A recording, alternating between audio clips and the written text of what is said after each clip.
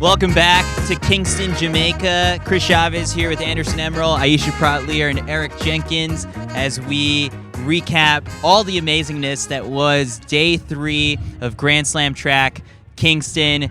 8 new Slam champions crowned. That's $800,000 worth of first place checks cut.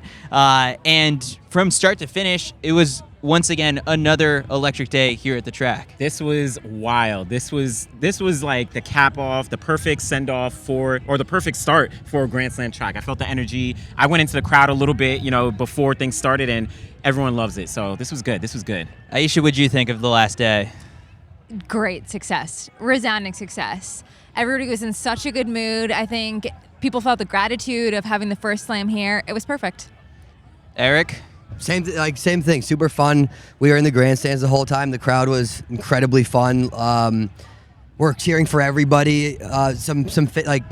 Great way to cap it off with Sydney there at the end. Like, the crowd was going nuts, but great atmosphere. Let's talk about the horns. You were a big fan. I'm a big fan of the horns.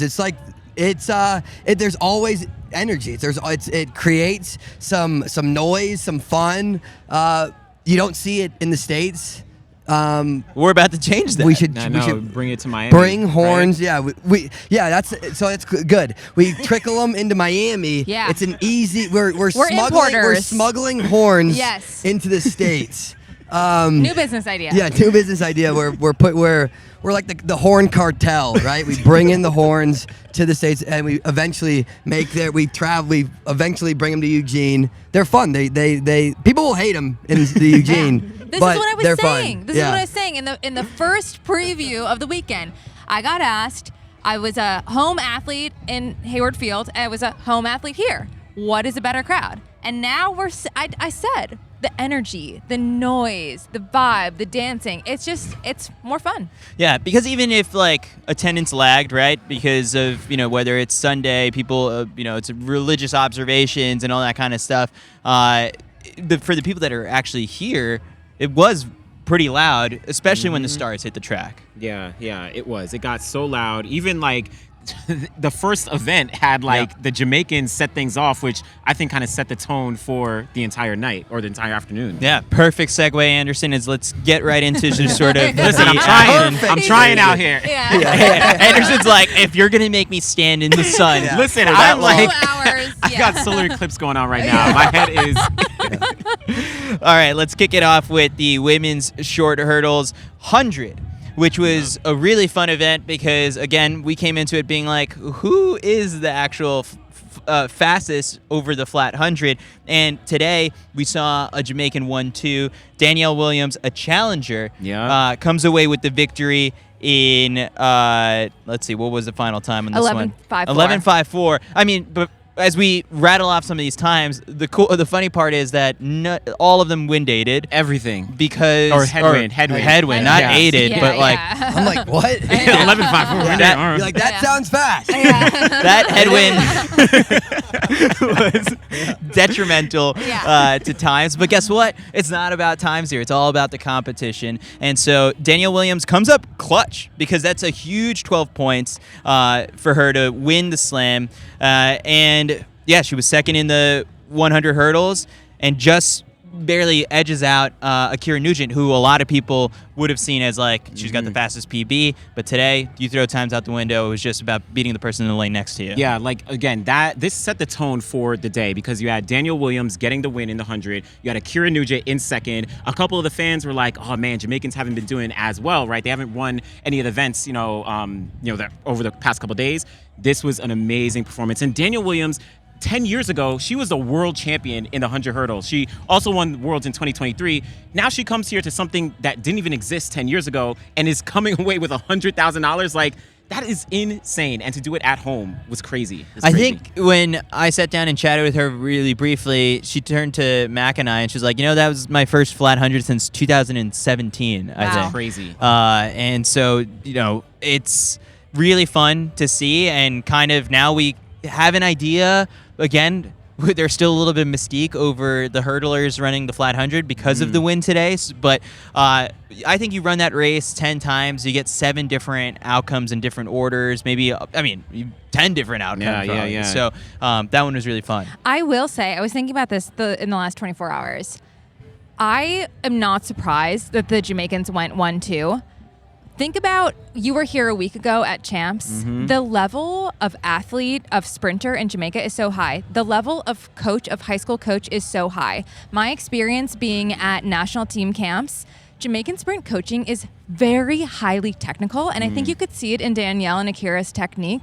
Like, they have this quality that is like homegrown, homebred, incredible sprint technique and training that I don't think can be beaten. So that let's look to see if we see this repeated over the slams. Yeah. So it makes this the sprint capital of the world. Yeah, and shout out to Tia Jones, who got second place overall, coming off the 100 hurdle win, and she was also a challenger. I mean, I think this is like one of the few 1-2s where we have challengers, so that was a pretty good performance from her. I think, like, with the depth of the women's 100 hurdles, a lot of the challengers who are not even here yet, like Tobi Abusan and like some of these people who have been world championship and Olympic finalists over the last couple of years, like we might just see this is the category that is most prone to challenger disruption. I would say this could have been, you could have seen whoever finished in last place get first, or like, everything mixed up, and we'll see that over the next couple months.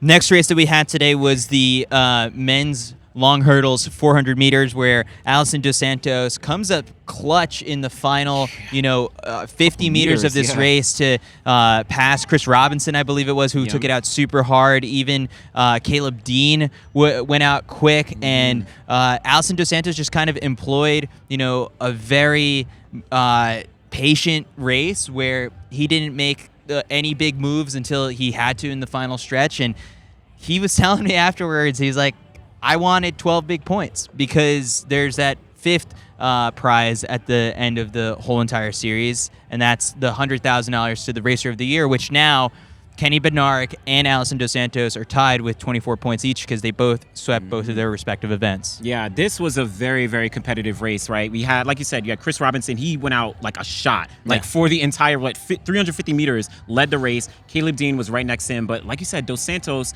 he knew that he wanted to get that overall win. He wanted 24 points, so he pulled through. He's obviously he's of course one of the best 400 hurdler here. He also has strong chops in the flat 400, and it showed. Also, afterwards, spoke to him, and he said, because Noah Lyles, he put out a tweet saying that he had a 400-meter workout. I asked Alison, and he told me that he did a very, very good workout. He did like 300, 1 minute rest, then 100, then 10 minutes rest. Then they did 250, 1 minute rest, kind of 100, 9 minutes rest, and then it kind of like dropped down. So they've been preparing. Noah, who knows, he might drop into that 4, but clearly this is good. That's one heck of a workout. It was wild. Allison was chilling. I think Dream Richards was in that workout too, but I don't know. I made that prediction that Noah might dip into the 4 at USA's, but yeah. I think he's going to get it done. All right, so then we move on to the women's long distance 5K that we had on tap, and this one was fascinating to watch because Agnes Ngedic is the one who takes it out super hard, and then Taye, who won day one, the first race of the event group with a victory in the 3K, catches up to Ngedic after the hot start. And Mac and I were on this curve watching, and we were observing it super closely. And because we're like so close, we could see that Ngedic was trying to veer off into the outside part of lane 1 to give Taye like a little bit of a space to take the lead and reliever of this tornado that they were running in today. And Taye was like, no, like I'm not gonna do this. I'm just gonna sit pretty for as long as I can. And the race really, strung out. And so that was a 1-2 battle up in the front. And then there was a separate pack that included Elise Cranny, Nozomi Tanaka, Whitney Morgan, and Emily Infeld. That they were kind of, more patient and like reserved with the approach just because of how hot it was and how windy it was, but it was really fun to see just Ngedic try and say like, hey, help me, and Taye say, no, this is a $100,000 race.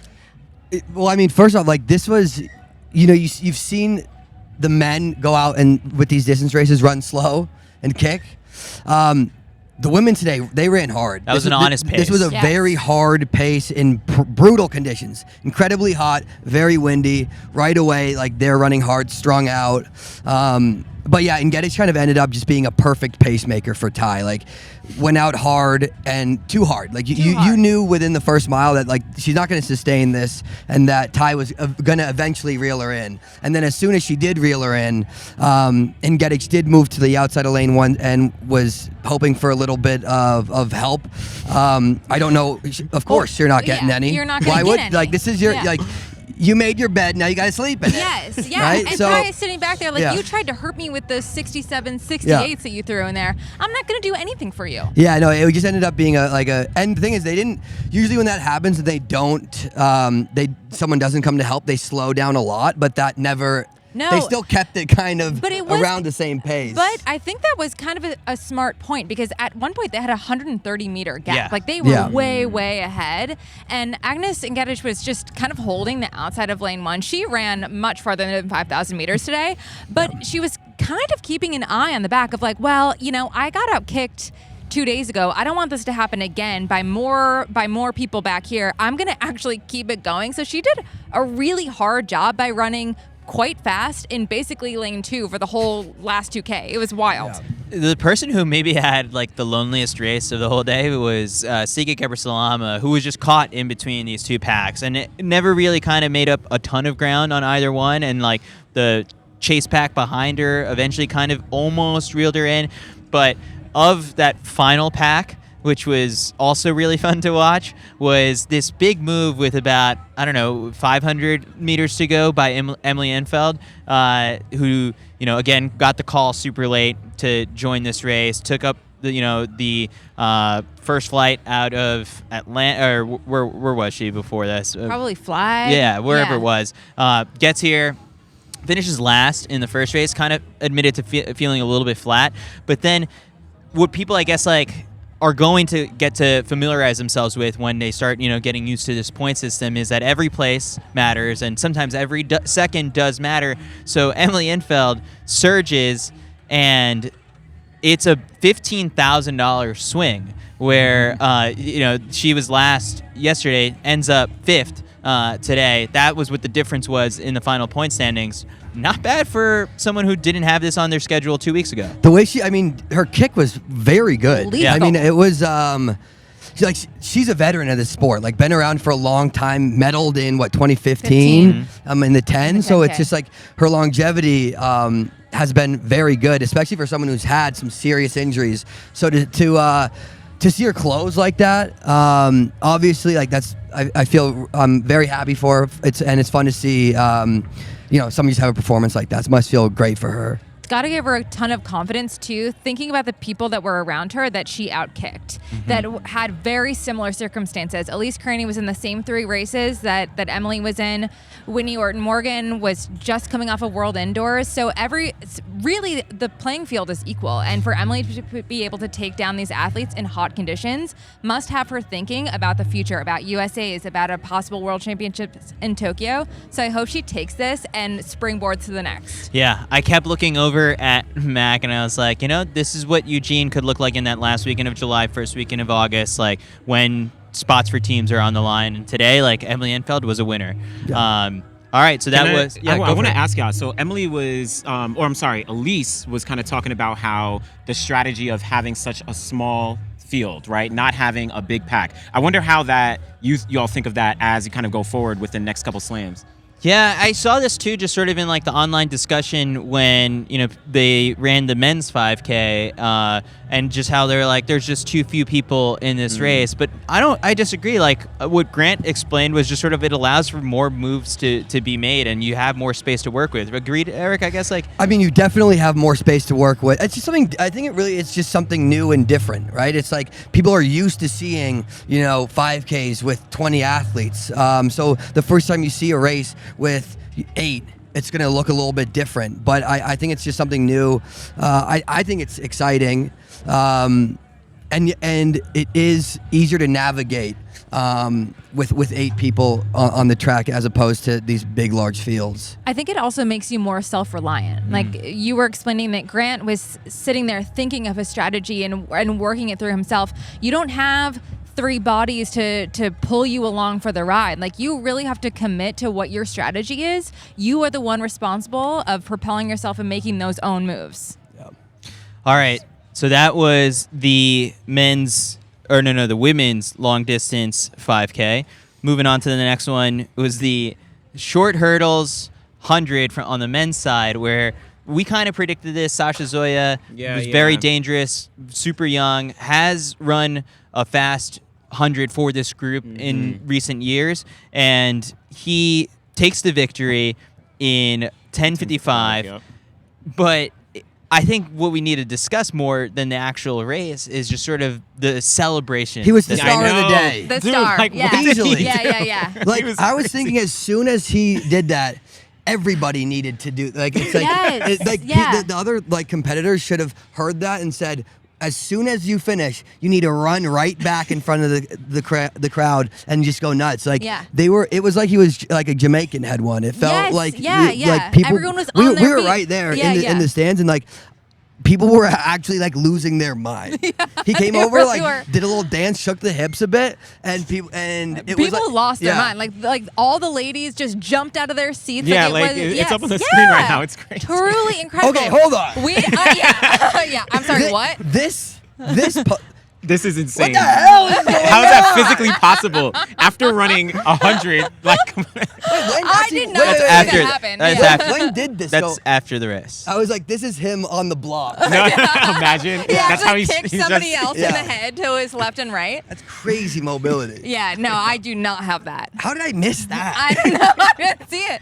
I didn't see God. it. I was hypnotized by the hip movement. He's doing and I like missed he's this. about to pretzel himself mid jump. Christ.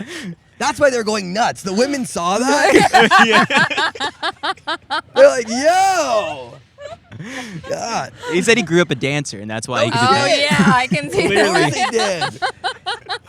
What else? Come on.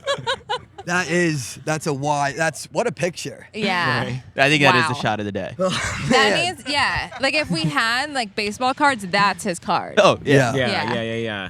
That's So- epic. New He- profile pic. Yeah. I think Sasha Zhoya is someone who, like, this series is going to create a lot of new fans. One, because of like the energy that he brought today. Two, it's like people will realize, no, this guy is like a threat to podium. I mean, that come to picture is going to create an championships. OnlyFans. Talk about fans, yeah, for sure. That's true. Legit. Oh, I'm losing it. Ugh. Sorry, had to say it. Listen, Sasha, he did Yeah. it to us. He did it to us. Anyway, Anyway. he called out the rest of the top hurdlers Yeah. in the world in his post-race interview. I mean, the dude walked in here, grabbed his phone, and immediately went live, like, on Instagram. He was like Yeah. on 10. And then, yeah, I mean, he's like, $100,000 is going to be in my pocket tomorrow. Yeah. One of the athletes said to me, "It's like, oh, I think the check clears once you get past drug testing." And I was like, wow, Exact- man. it can't be that quick. That's wild. There are some people still. 100K? Like, Because the what? results of drug testing aren't even available for 6 weeks. Yeah. Yeah, that's Oh what my someone They said. gosh. just take the check, hit the right to the airport. I know, right? right? Oh my God. Yeah. This is one of the most electric moments of the This whole was. day. This was. Yeah, this Incredible. this really was. It actually Yeah. was for sure like one of the most fun moment of the day. Yeah, huge shout outs to Sasha. He's going to benefit throughout the entire slam. Dylan Beard, he got second place, I think, overall. Yeah, 50K. Yeah. 50K. Oh, 50K for second. Okay. Or 8, is it what? No, I think it is 50K. Okay, Yeah, 50K. yeah, Oh, yeah, sorry. yeah. I'm giving him a little more money than I thought. No, I mean, dude, he's wearing Sam's Club on his jersey. Like, he's Yeah. still working at Walmart. Like, he just made a ton of money. Like, I don't know. Obviously, I have no idea how much he makes, but I don't know if he made a full salary, like, more than he Right. probably makes. Like, so someone like Dylan Beard, and he wants to be a challenger in the future. I think all these guys are going to benefit, but that was a big, big moment for him, too. Yeah. All right, so that was the short hurdles on the 100 on the men's side.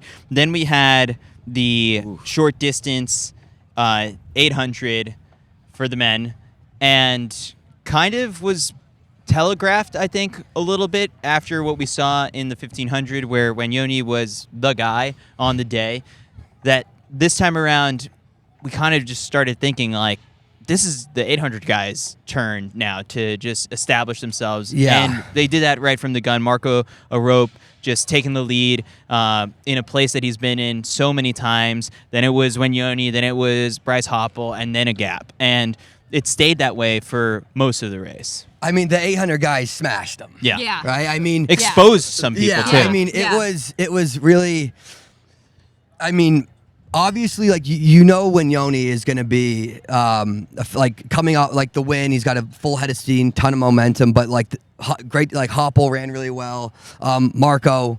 Wire to wire. Wire to wire, like, looked incredible.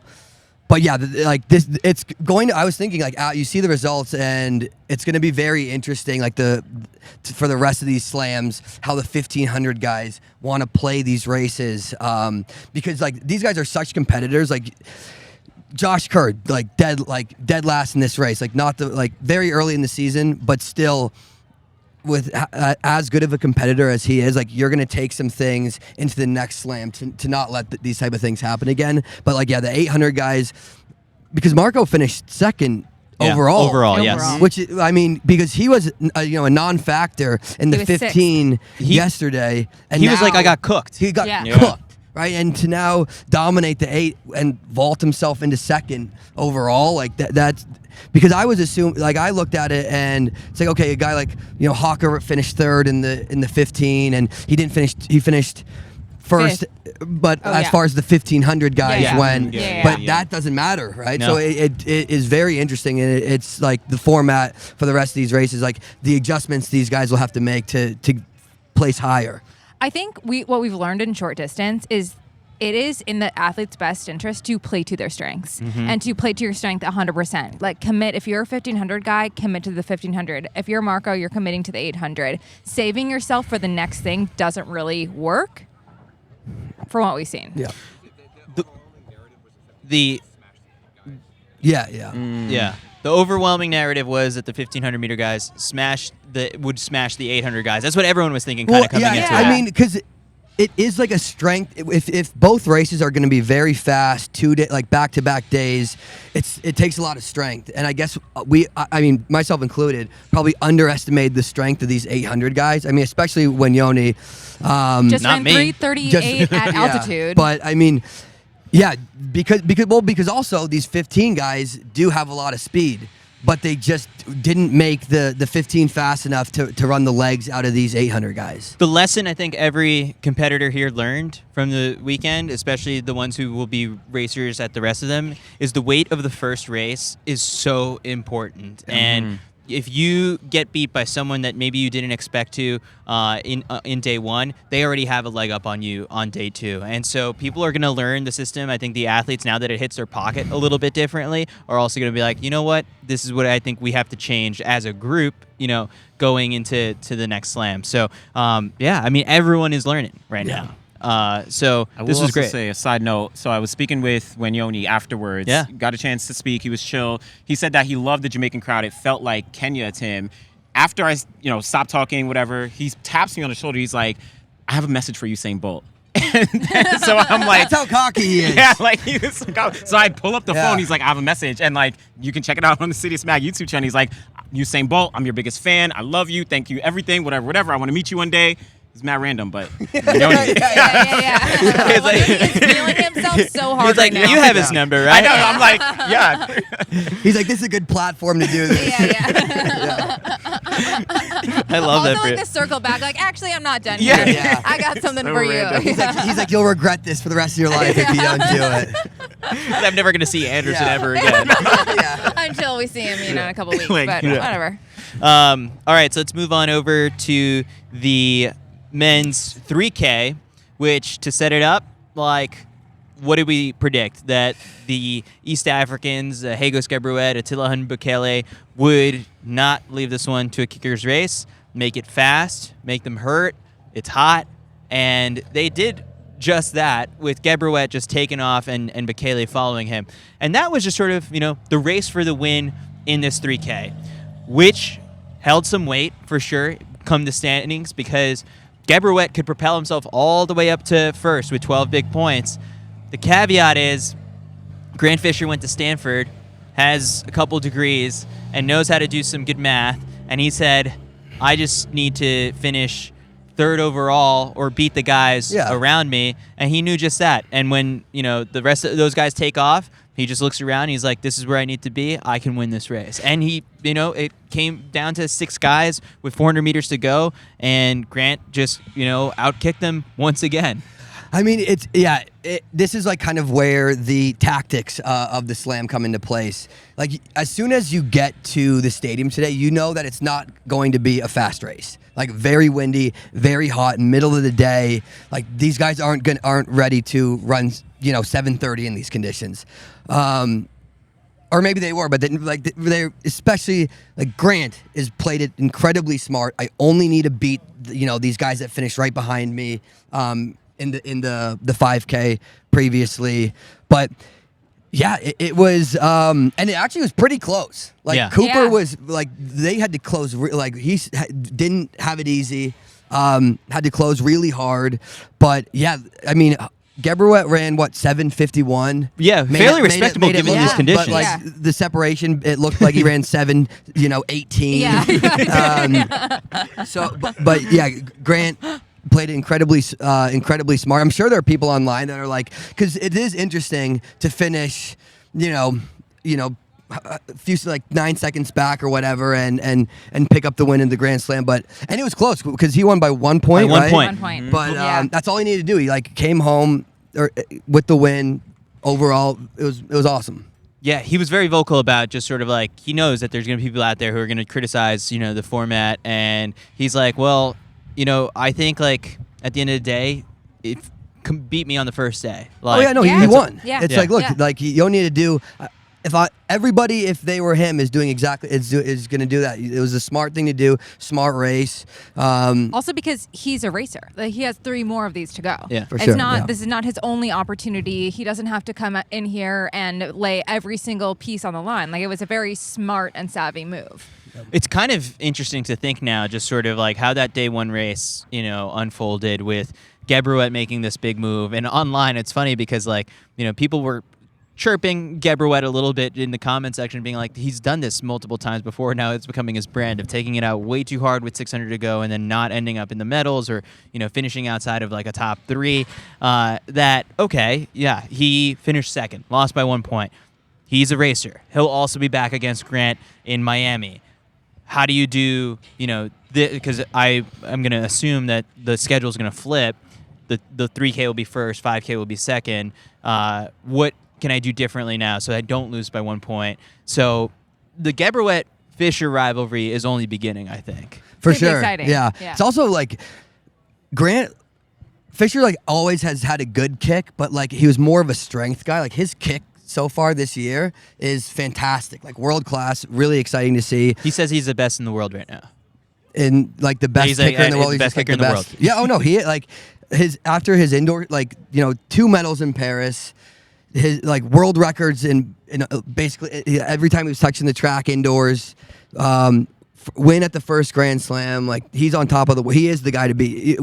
He's been saying, I'm not really the favorite, lost to Quemoy at Paris, but it's no, besides Jakob, he's the guy right now in the distance events. And Jakob isn't here. And Jakob isn't here. And I think that there's an important distinction between the fastest, 200 runner at the end of a 5K and a great kicker. There is a distinction because there is strategy and gamesmanship and knowing your body and knowing when to hit that switch to find that next gear. And I think that's something we see Grant do really well and better than a lot of people. It's really easy to light your match and throw it out when you think it's going to be the best. But what makes Grant different is he knows when to light that match and he knows when he's the best. And we are seeing this time and time and time again. Not only did he light a match, he set this whole house on on fire, I think, this week. And also, we have to say, our boy Bekele, after the race, Oh, yeah. he did like a he kind of he grabbed a flag. He grabbed a flag. He did a victory And a lap, lady.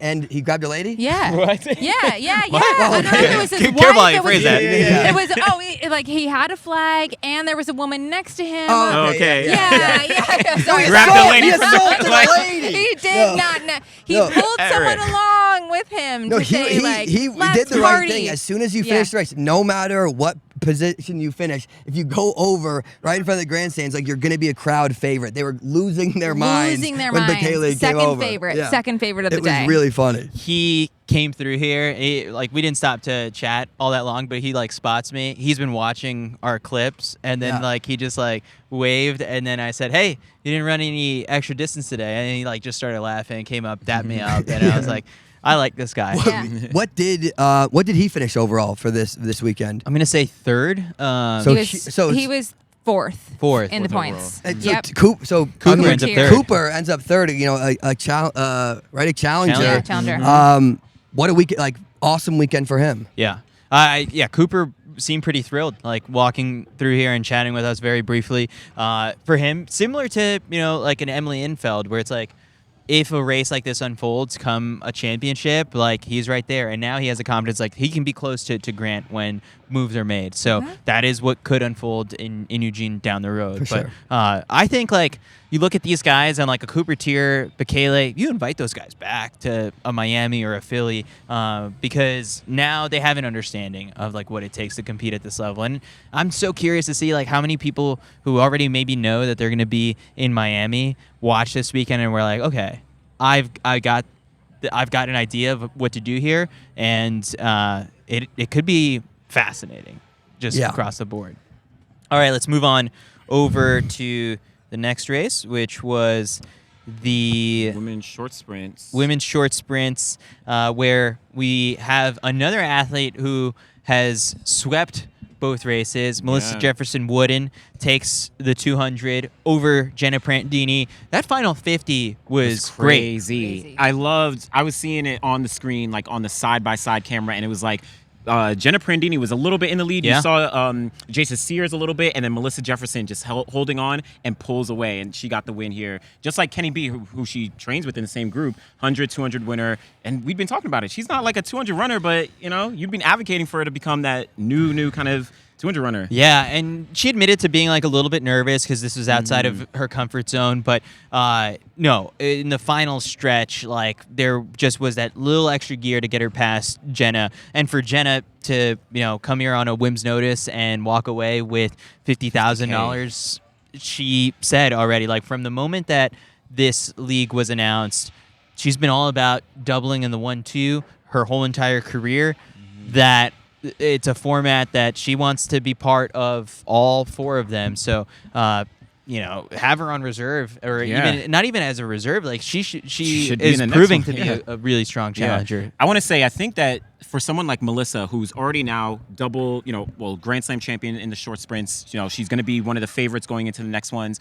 She is going to become, I think, a star. She has the opportunity to become a star, right? Yes, she got a bronze medal at the Olympics last year, but she's not really one of the more high-profile athletes. But I feel like as she can continues to get more notoriety, as she continues to win these races, she can really become someone who the track and field world and the world in general kind of knows. I asked her what she was going to do with the 100K. She goes, invest. Like, I'm going to, and I was like, see the stock market? I feel Buy like the Kenny dip. B said they must be talking to each other about that or something. Honestly, I love this. I love this. Like people are like, I'm gonna buy whatever. They're like, you know what? I'm gonna play the long game. I'm gonna play the long game. Or that Kenny B's like a day trader, like when he's not practicing. Yeah. I love that visual. All right, and then the meet closed out with the women's 400 out of the long hurdles group, and as expected, Sydney McLaughlin-Levrone powers away with this one. Total cruise control. Although I did have the chance to sit down with her, and she did a race breakdown, which I was like, it's not all that often that we get a chance to sit down with an athlete of this caliber and so much, race knowledge. But she unpacked the whole thing, and I was like, this was the windiest race of my life. It was crazy. And so threw time out the window, of course, but looked incredible. Yeah, she looked like Sydney McLaughlin-Levrone, like she always does, dominated the race from start to finish. And yeah, time is irrelevant, but what I do like is the fact that she said that she's going to be competing in some other events, other groups going into the next couple slams. I know Philly, she said she wants to do the 100 hurdles. So that's going to be very interesting to see, because even Michael Johnson afterwards, he was saying, like, don't expect Sydney to just win all these slams if she's switching events, right? She's not, obviously, yes, 400 hurdles, the most dominant athlete, in that combination. But in the other event groups, she has some competition. So I like that. Yeah, and I think, like, the Racer of the Year initiative, like, it all depends on, like, athletes who are motivated by, money. Other athletes are motivated by the factors just like, I just love to be dominant, and the win, does it for them. It will be interesting to see how much that plays into everything, where, Sydney is going to be okay with losing a couple points. That could, right now Melissa Jefferson has 24 points as well. Yeah. So that's a down the road thing for sure. When I did ask Sydney, like, what's the plan for Miami, it sounds like she'll lean towards sticking in this group, then potentially, going down in the hurdles for Philly, and then, it's really awesome just like to have that versatility in the back of your pocket. Not too many athletes have that. Very few. And then also Dalilah Muhammad in second place here. Like, she, to me, is one of the stars of the meet, coming out, getting second place in the hurdles and in the open 4 to come away with $50K in her final year, announced her retirement. This was a big meet for her. So, yeah, it's a big. All right. All in all, this was Grand Slam Track's inaugural stop. There are 3 more trips to be made. We've got Miami, we've got Philly, we've got LA. Overall feelings on just how the first weekend went, Eric? I thought it was great. I mean, I think it just gets better from here too. Yeah. I think that obviously, I think that the Grand Slam team will sit down and think about the things they did right, think about the things that they can improve on, and you're going to see a better product rolled out each coming time. But I thought a fantastic start, and it's going to be really exciting to see where they go from here. Aisha? We're slamming. We're totally slamming. What I think was cool that you don't see in a lot of other cases is how nimble Grand Slam was. The first day, they didn't get the attendance that they were looking for, and they decided, you know what, we're going to open the bleachers, and it's free if you come, and you come before such and such a time. And I think that really played to the strength of, like, hey, we're looking around and we're realizing we're going to make a change. We're going to make that change right now. And a lot of leagues are so established and the meets are so historic and whatever. And you don't have that flexibility to, like, switch it up, make it work. Yeah. I love that flexibility. I love that versatility. And I love that they were able to take a risk on something completely brand new in track. This isn't like taking existing meets and trying to repackage them or something like that. This is something that's never happened before, and the athletes are bought in. The athletes loved competing here. We saw the stakes. We saw the changes. We saw all of them thinking about, how can I make sure I'm maximizing, the amount of money I'm making? And yeah, I feel like they performed. Piggybacking off of that, Anderson, like, there was that element where it's like you watch the men's 100 in the short hurdles group, and Sasha Zhoya is going absolutely ballistic, but then the camera pans over and Dylan Beard and Cordell Tinch are like hugging it out, because like they also just got like the biggest paydays that they've ever seen, like, at a track meet. And so that's on the athlete side of things. I also think like one of the coolest parts was just sort of like the transformation among fans too. Like, maybe on day 1 you had some people who had their doubts, or just like, this really isn't for me, but I'll try again tomorrow. Day 2 absolutely crushed it, and they were just like, all right, there's something here. And then by the end of day 3, they were like, I'm all in, right? Like, I want to slam 4 times a year. Like, and now, we're going to have more of those people, I think, as the season progresses. So should be good. I'm excited. We need more sunscreen for you. Yeah. Well, honestly, today's a little better. Better than I thought. Like, we do have some burning beneath this shirt, but Eric is faring quite well. Honestly, I think I did great. I'm not burned enough. Yeah. I mean, I got time in Miami. It'll be similar conditions to this, right? I think so. Yeah. All right. Well, that does it here from National Stadium in Kingston, Jamaica. It's been just a really fun last couple of days. We can't stress that enough. Many thanks to the Grand Slam team for also just kind of like on the broadcast side of things, and also the content creators and everything that they've just kind of changed up a little bit to make it feel more welcoming and also just transformative. Like there is something special and different when you show up to an event like this, and so I'm excited to do this more often. I guess like I was thinking about it and I was like, the I Love Track and Field little sign off that we do is great year round, but I think we need to do something special for this, and I think it's like I love slamming. I love slamming. I love slamming. I love slamming. There you go. There you go. Sure. All right, that does it here from National Stadium in Kingston, Jamaica. Have a good night, everyone.